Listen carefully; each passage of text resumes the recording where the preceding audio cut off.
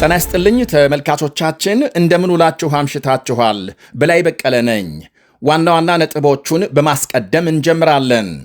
አሜሪካም የኔቶ አባል ሀገሮች ላይ ቅጣት ለማሳረፍ በሚስጥር የወጠነችው ዕቅድ ይፋ መውጣቱ የኔቶ አባላትን አስቆጥቷል። የስፔን ብሷል እየተባለ ነው። በዝርዝር እንመለከተዋለን። ኢራንና አሜሪካም በፓኪስታን እንደሚገናኙ ሲነገር የእስራኤልና ሊባኖስ ተኩስ አቁም መራዘሙን ፕሬዝዳንት ትራምፕ ገልጸዋል። ያም ሆኖ በሄዝቦላህና እስራኤል መካከል ውጊያ መቀጠሉ የተነገረ ሲሆን የእስራኤል ጦር ሐዘን መቀመጡ ታውቋል። ለምን? የቬንዙዌላን መሪ ለመያዝ ከተሰማሩ የአሜሪካ ልዩ ኮማንዶዎች አንዱ ተይዞ መታሰሩ ይነገራል። ሁሉንም በዝርዝር እናቀርባለን። አብራችሁን እንድትቆዩ ጋብዛለሁ።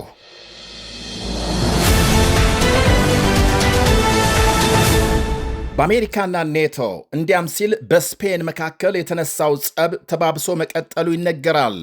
ስፔን ከኔቶ አባልነት እንድትታገድ አሜሪካም ላሳየችው ፍላጎት ኔቶ የእምቢታ መልስ መስጠቱ ታውቋል። አባል ሀገራትን የሚያግድ ደንብ የለኝም ብሏል የሰሜን አትላንቲክ ጦር ቃል ኪዳን ድርጅት ኔቶ። በኢራን ጦርነት ስፔን ባሳየችው አቋም ከአሜሪካ ጋር ጥላቻ ውስጥ ገብታ መቆየቷ ይታወሳል። ዋነኛ የጸቡ መነሻም አሜሪካም ኢራንን ለመደብደብ የስፔንን አየር ክልል ለመጠቀም ያቀረበችው ጥያቄ ውድቅ መደረጉ ሲሆን ይህም የአሜሪካ መሪ ዶናልድ ትራምፕን አስቆጥቷል።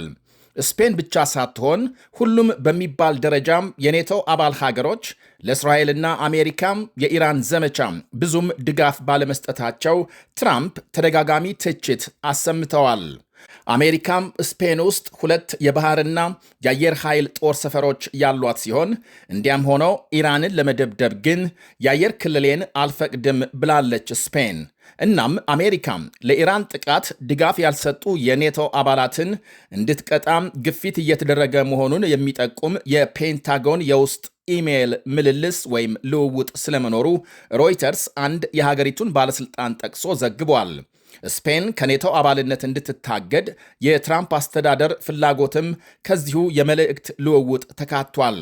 የስፔን ጠቅላይ ሚኒስትር ፔድሮ ሳንቼዝ ለሪፖርተሮች በሰጡት ቃል ኔቶ በኢሜይል መልእክት ላይ ተመስርቶ አይሰራም፣ ሕግና ደንብ ያለው ትልቅ ተቋም ነው ብለዋል።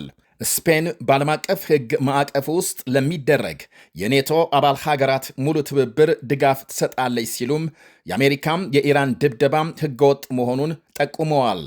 የጣሊያን ጠቅላይ ሚኒስትር ጆርጂያ ሜሎኒ የኔቶ አባል ሀገራት አንድነታቸውን እንዲያጠናክሩ በመጠየቅ ከስፔን ጎን መቆማቸውን አረጋግጠዋል። የጀርመን መንግስት በበኩሉ ዛሬ ባወጣው መግለጫም የስፔን የኔቶ አባልነት በምንም መልኩ ለጥያቄ የሚቀርብ አይደለም ብሏል። ስፔን የኔቶ አባል ናት፣ ይህንን እውነት የሚለውጥ ምንም ምክንያት አይታየኝም ሲል የጀርመን መንግስት ለስፔን ሙሉ ድጋፍ ሰጥቷል። በፔንታጎን የመልእክት ልውውጥ የተመለከተው ሌላው ጉዳይ አስቸጋሪ ያላቸው ሀገሮችን ወሳኝ ከሆኑ የተቋሙ ኃላፊነት ቦታዎች እንዲነሱ ይጠይቃል። ፕሬዝዳንት ትራምፕ 32ቱ የኔቶ አባል ሀገሮች በአንድ መንገድ ወይም ማዕቀፍ ውስጥ የሚገኙ ይመስላቸው እንደነበር በቅርቡ መግለጻቸው ይታወሳል። እኛም ምንም ቢገጥማቸው እንከላከላለን፣ እንጠብቃቸዋለን፣ እነርሱ ግን ለእኛም ምንም አይፈይዱም ብለዋል የኔቶ አባል ሀገራትን። የፔንታጎን ቃል አቀባይ ዛሬ ለሮይተርስ ሪፖርት በሰጠችው ምላሽ የትራምፕን ሐሳብ ደግማም አንጸባርቃለች። አሜሪካም ለኔቶ አጋሮች የሚጠበቅባትን ሁሉ ስትፈጽም፣ አባል ሀገሮቹ ግን በኢራን ዘመቻም ከጎኗ ሊቆሙ አልቻሉም ስትል ወቅሳለች። ብሪታንያም የኔ ነው ስለምትለው የፎክላንድ ደሴቶች አሜሪካ የአቋም ለውጥ ልታደርግ እንደምትችል በሮይተርስ ሪፖርት መካተቱም ለንደንን ሐሳብ ላይ መጣሉ አልቀረም። የፎክላንድ ደሴቶች ሉዓላዊነት የብሪታንያ መሆኑን ወስኖ ለተቀመጠው መንግሥት የዛሬው ሪፖርት ቢያስደነግጠው በእርግጥም ተገቢ ነው ይላሉ ታዛቢዎች። በቅርብ ጊዜ የተፈራረቁ የአሜሪካ መንግስታት ደሴቶቹ በብሪታንያ እንደሚተዳደሩ በይፋም ዕውቅና የሰጡ ሲሆን የሉዓላዊነት ጉዳይ ግን በዕውቅናው አልተካተተም። የፎክላንድ ደሴቶች ከብሪታንያ 13000 ኪሎ ሜትር ገደማ፣ ከአርጀንቲና ግን 500 ኪሎ ሜትር ርቀት ላይ ይገኛል። እናም አርጀንቲናና ብሪታንያ በደሴቶቹ ይገባኛል ጥያቄ ከውዝግብ አልፈው እስከ ጦርነት መድረሳቸው ይነገራል።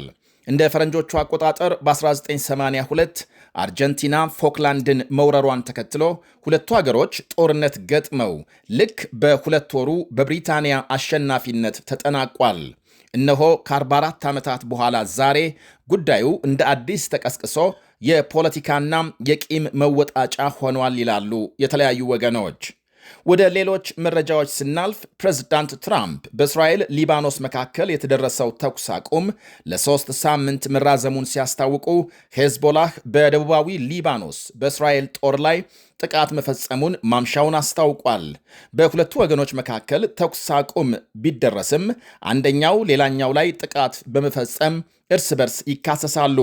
ይህ በእንዲህ እንዳለ ኢራንና አሜሪካ በፓኪስታን ንግግር ለመቀጠል እየተዘጋጁ መሆናቸው ይነገራል።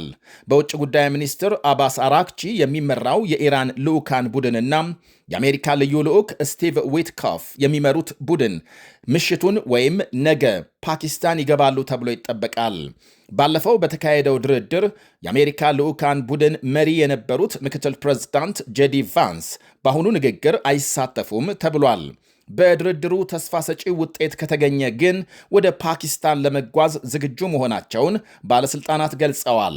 በሁለቱ ሀገሮች መካከል የተደረሰው ተኩስ አቁም በባህር ክልሏም አሜሪካ በጣለችው እገዳ መጣሱን ቴሄራን ስትገልጽ፣ ዋሽንግተን በበኩሏ ኢራን ሆርሙዝን በመዝጋት በስምምነቱ የገባችውን ቃል አላከበረችም እያለች ነው።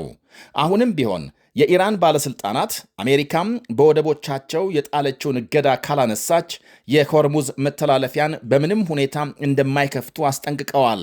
የአሜሪካ መከላከያ ሚኒስትር ፒት ሄግሴት ዛሬ በሰጡት መግለጫ ደግሞ ኢራን በሆርሙዝ መተላለፊያ ፈንጂዎችን ለማጥመድ እንዳትሞክር ሲያስጠነቅቁ፣ አሜሪካም ወደ ኢራን ወደቦች የሚደረግ የመርከብ ጉዞ ላይ የጣለችውን ክልከላ በሚገባ እያስፈጸመች ነው ብለዋል። እስከ ዛሬ ጠዋት በአጠቃላይ 34 መርከቦች እንዲመለሱ መደረጋቸውን አመልክተዋል። ከአሜሪካ ፈቃድ ውጪ ምንም አይነት መርከብ በሆርሙዝ በኩል አያልፍም፣ ለማለፍ ከሞከረ አስፈላጊውን እርምጃ እንወስዳለን ብለዋል። ይህ በእንዲህ እንዳለ በደቡባዊ ሊባኖስ 6 የሄዝቦላህ ተዋጊዎች የተደበቁበትን ምሽግ አነፍንፎ የጠቆመና የመራ አንድ የእስራኤል ጦር አባል የሆነ ውሻ መገደሉን ጦር ኃይሉ ገልጧል። 6ቱ የሄዝቦላህ ተዋጊዎች የተደበቁበትን ምሽግ የእስራኤል ወታደሮች ከመወረራቸው በፊት ድሮንና ውሻ የላኩ ሲሆን ውሻው የምሽጉን መግቢያ ካሸተተ በኋላ ተዋጊዎቹ መደበቃቸውን የሚያረጋግጥ ምልክት ማሳየቱ ተነግሯል። ወዲያው ወታደሮች በድሮንና በከባድ መሳሪያ ጥቃት ከፍተው ሁሉንም ተዋጊዎች መግደላቸውን የእስራኤል ጦር አረጋግጧል። አነፍናፊው ውሻም በሄዝቦላህ ተዋጊዎች ጥይት መገደሉን ጨምሮ ገልጧል፣ ሐዘን ላይ መሆኑን። በሌላ ዜናም የቬንዙዌላ የቀድሞ ፕሬዝዳንት ኒኮላስ ማዱሮ በተያዙበት ዘመቻ የተካፈለ አንድ የአሜሪካ ልዩ ኃይል አባል ተይዞ መታሰሩ ተነገረ። ጋነን ኬን ቫንዳይክ የተባለው ይኸው ወታደር ማዱሮ በጥር ወር ይያዛሉ በሚል ተወራርዶ ያላግባብ $400,000 ትርፍ አግኝቷል ተብሎ ነው ተይዞ ክስ የተመሰረተበት። ቫንዳይክ በዘመቻው ሂደት ያገኘውን የሚስጥር መረጃ በመጠቀም ውርርዱን እንዳሸነፈና ይህም ከባድ ወንጀል ስለመሆኑ ተመልክቷል። ለቁማሩ $32,000 እንዳስያዘና ማዱሮ ጥር ውስጥ በቁጥጥር ስር እንደሚውሉ ከሚስጥር መረጃው በመነሳት መወራረዱን ባለሥልጣናት ገልጸዋል።